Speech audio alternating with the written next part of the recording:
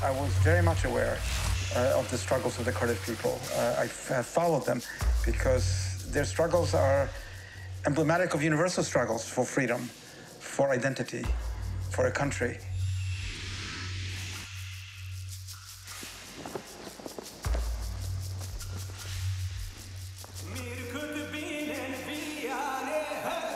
I immediately became fascinated with the Museum of the Kurdish People.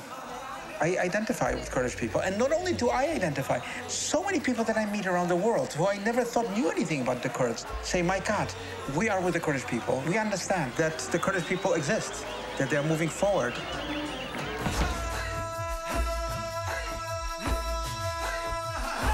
And I think this building is a proof that this region is not only to be seen as a war zone, but as a productive, incredibly interesting part of the world. Well, we see that the destruction by ISIS of architecture, because architecture is a symbol of identity. And so amidst the destruction of Palmyra, amidst the destruction of great ancient places, to build a museum in Erbil is actually the affirmation of the very opposite. By constructing the present, you really are building the future.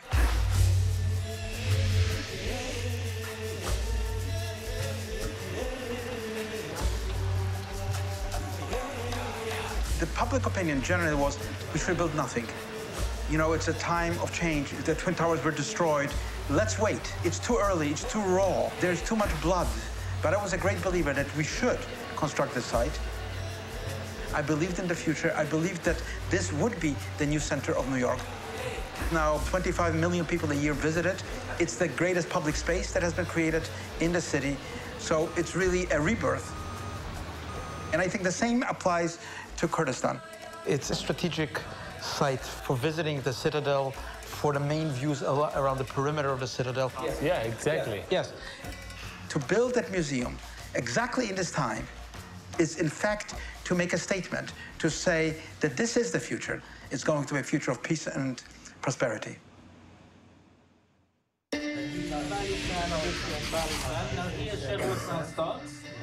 Well, I wanted to create a building which told the story of how the Kurdish people from way back in the deep history in the 20th century, how that struggle has remained at the center of the idea of freedom.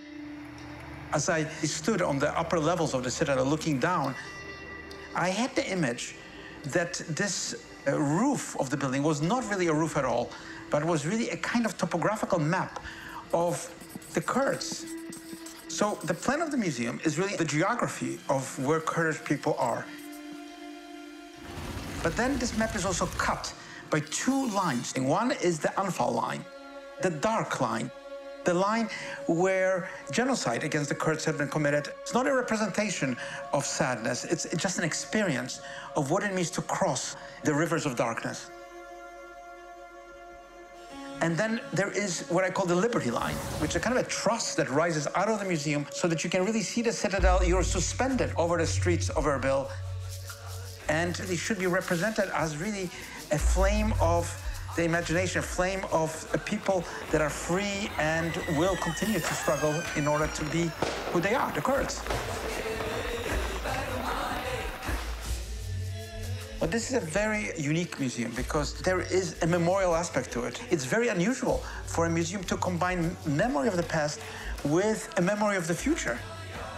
The building itself, of course, is designed with motifs that are informed by the beauty of Kurdish design, Kurdish pattern making, Kurdish architecture.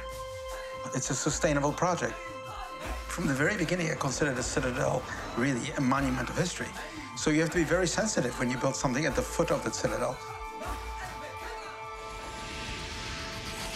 Look here at Venice. We are at Piazza San Marco. It's a synergy between those buildings that creates a modern, interesting city. So I think that ancient cities also need contemporary life in order to affirm their traditions. It's really a place for the community. It is true that architecture's capacity is also to heal the wounds of wars. Because when you build foundations, you're building the future.